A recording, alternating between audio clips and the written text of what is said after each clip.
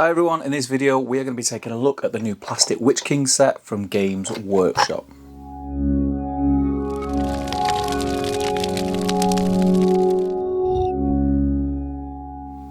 Hey folks, how are we doing? Steve here. As I said in the intro, we are going to be looking at the new plastic kit from Games Workshop of the Witch King of Angmar. This plastic kit is the foot and mounted model. It's been long awaited, I think, since the release of the Pelennor box set, where you got the Witch King in that box set, but mounted on a fell beast. We kind of always hoped and dreamed and it was an educated guess that we would get a plastic Witch King kit. It's been a long time coming. It's a great kit. Things we're going to do in this video is I'm going to open the box. We're going to have a look at the sprue.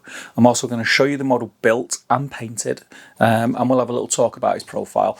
So yeah, we're going to do the full hog here on this model. Before we get stuck into the model and the sprue itself, please do consider clicking the subscribe button. I say it in every video. It does mean a lot. Clicking that subscribe button means you'll get notified every time we release a video, and especially if you click the little bell button icon next to it. There's lots of Middle-earth content on the channel already and loads more to come, especially with live coverage of our big events that we've got in November and in March planned, plus more to be announced. So without further ado, let's go and have a look. Okay, so straight off the bat, we've got the sprue, as we can see. We also have the instruction pamphlet, which gives you all the information that you need to build the Witch King foot mounted in any variant that you like. So we'll put that to one side.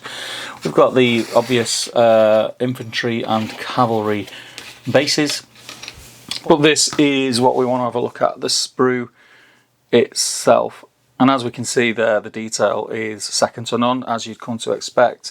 Everything's on one sprue, which is great. It's a packed out sprue. You can see the detail here.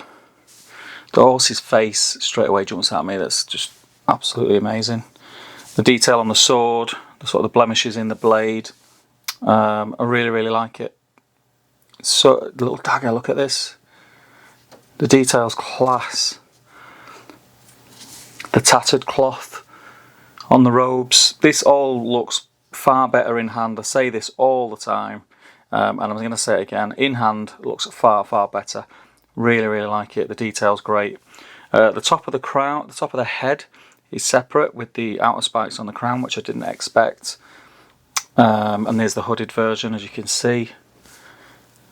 Yeah, I really like the horse. The detail on the straps, can you see those? That picking it up, and all the sort of the muscle tone on the horse is really nice. Again, all the different straps on the robes there on the Witch King himself. That is fantastic. Right, let's go and get this guy built, and then we'll come back and get him on camera. So here we go, guys, built and painted, and I think you can all agree that he looks absolutely fantastic. The one thing that I would say, when I mentioned a second ago, the top of the head is separate, and it's got like a little notch which fits around the main spike of the crown. It's quite fiddly, as the joint to the sprue is in that area where it slots in. So you've got to be very careful when you're cutting it out. You probably need a craft knife, should I say, and some snips. But I think you'll agree that he looks absolutely fantastic. Really enjoyed painting him. Really enjoyed painting him. And then the mounted version. Again, really dynamic pose. The flowing robes look so good. I really like it. I like it a lot. It lends itself to a great paint job. The sculpt itself really helps with the shading when you're using washes. You've got a little dry brush here and there. It is a really user-friendly model. The way this, the mounted version especially, goes together is from like the base up, so you start building it upwards. Really clever, really clever. So that is the models built and painted. Let me know what you think of those in the comments. I'll get back in front of the camera now, and we'll have a little discussion about the Witch King's profile. So the Witch King of Angmar plastic kit, I think it's a fantastic sculpt. The fact it's multi-part and you have the option to build it in different ways is a thing that I really, really like in models.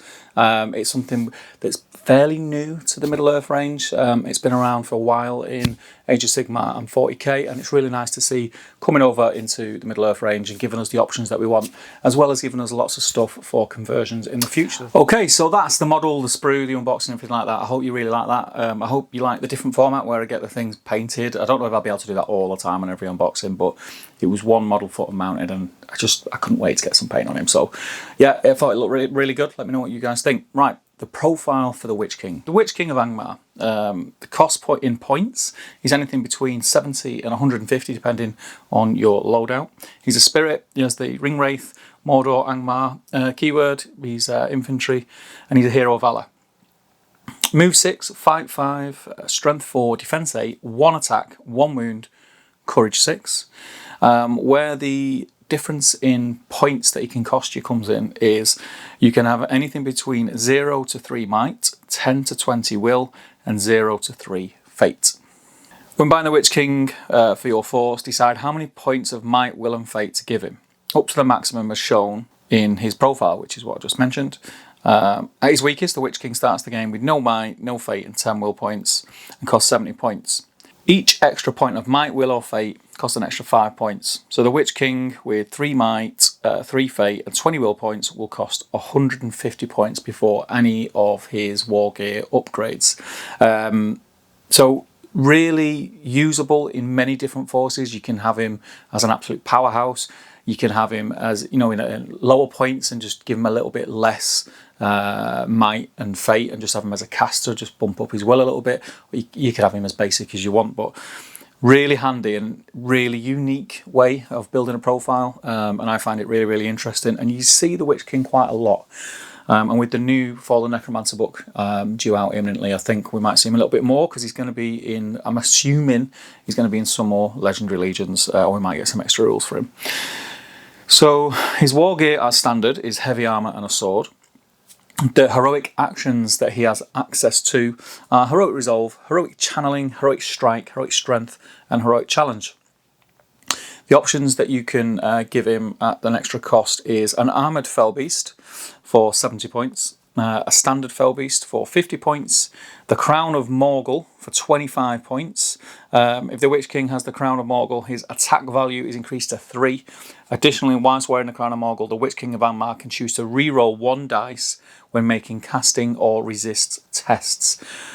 For me, the Crown of Morgul is a no-brainer. It's extra dice to cast. It's 2 extra dice in combat.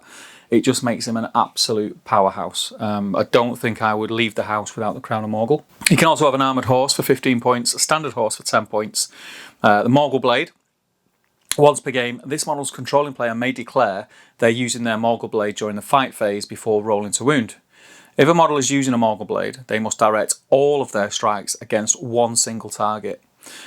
An enemy that suffers a wound from the Mogul Blade will automatically be slain, regardless of the number of wounds on their profile. Heroes may use fate to avoid these wounds, but if even one single wound is not saved, they are slain.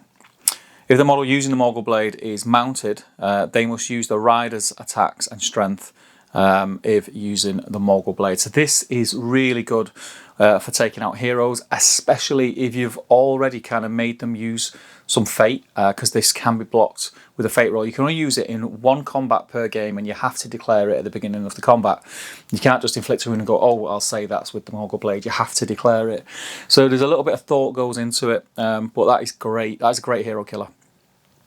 And you can also have the 2-handed flail, and we know what flails do. I think it's very rare that you're going to see him with the 2-handed flail. It's not out of the question. You know, if someone's list building and they've got 5 points left over, why would you not give it to him?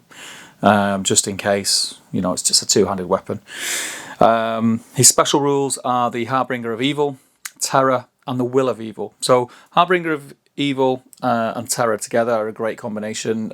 We see it a lot on the evil kind of spirit profiles, and can wreak havoc, especially against standard troops trying to charge into these big things to tie them up. It makes it really, really difficult. Will of Evil basically means that every time the Witch King is in a combat, at the end of that combat turn, he will lose a point of will. So it costs him will to be in combat. It's like it drains some more of his energy. So, you know, if you've got 20 will, you're not too bothered about getting into combats. But if you're bringing him in at the lower end, you want to keep your eye on that. Because you know that can catch you out. Losing will through combats can catch you out. Magical powers he has access to is Drain Courage, as a range of 12 inches. It's casting on a 2+. Transfix 12 inches, casting on a 3+. Compel 12 inches, casting on a 4+. Instill Fear, which is a 3-inch bubble, casting on a 4+. Your staff is broken, 12-inch range on a 4+. Black Dart on a 5+ with a 12-inch range. And Sap Will with a 12-inch range on a 5+. So these are all really, really useful spells. Overall, this profile is kind of like a Swiss Army knife. You can build this profile to be what you want it to be. You can have him in there as a minor hero in your force if you wanted to. You can have him in there as the guy of your force if you wanted to. Such a jack of all trades kind of profile. Really like it. Great hero, well known in the books and the movies, massive character, and well worth bringing in your force. Do you use the Witch King in your force? I would love to hear from you in the comments below. I'm yet to actually play, in all the years that I've played this game, I don't think I've ever played the Witch King. I may have used him in a narrative scenario here and there, but not to his full extent. Not used him in anger, if you like. So I'd really like to know if you use him, how you use him, what your tactics are with him. Do you use him as kind of a beastie guy who's going to go in and smash heroes to pieces? You're going to get him into combat on a fell beast? Do you bring him on foot? Do you use him as just a caster? What is your go-to with the Witch King? And obviously that is kind of an open-ended question because it depends on the points value. So give me your answer in 3 tiers. Let's say lower points, mid points, top end points. Top end points is probably going to be the obvious answer. You're going to max him out with everything that you can, but let me know how you use him in the army. I'd be really interested because I would really like, especially now I've got it painted up, I really would like to use him in a force soon. So that is it from this unboxing for the Witch King of Angmar. I hope you've enjoyed the unboxing. I want to do more like this. I've got a couple more unboxings to do with the imminent releases, which I will get filmed and get out there for you guys, and I hope you enjoy them. But other than that, get involved. Don't forget we have a Patreon. We have the Facebook group, which is really great. We're on Instagram and Twitter. If you could follow us, like us, share, and all that malarkey. And yeah, click the subscribe button. Don't forget. If you like this video, click the like button as well. A thumbs up really does help. I'll see you guys in the next video. Take care.